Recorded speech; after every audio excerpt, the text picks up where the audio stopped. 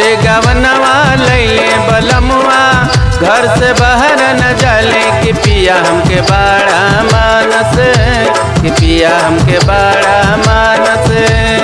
सुन तारू जब से गवनवा लैले बलमुआ घर से बाहर न जाले कि पिया हमके बड़ा मानस, कि पिया हमके बड़ा मानस। जौने कहिले तौने खियावस, तौने हमके पहिरावस कि पिया हमके बड़ा मानस, कि पिया हमके बड़ा मानस। जब से गवनवा लैले बलमुआ घर से बाहर न जाले कि पिया हमके बड़ा मानस, कि पिया हमके बड़ा मानस।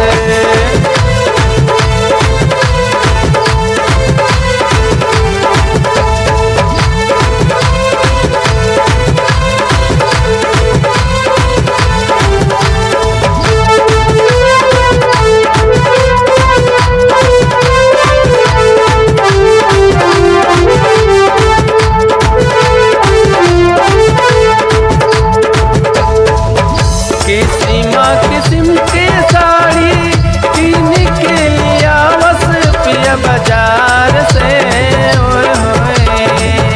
किस्म के साड़ी कीन के लिया बस पिया बाजार से।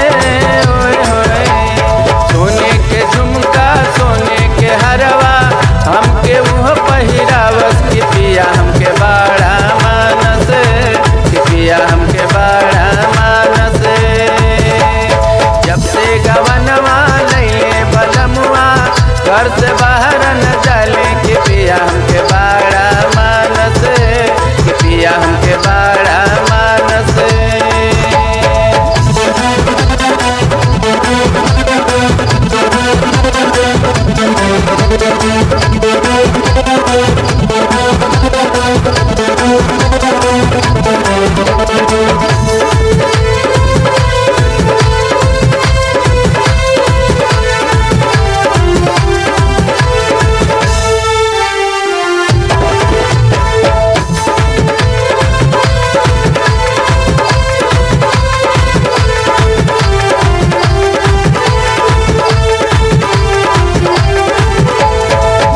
एक पल न हम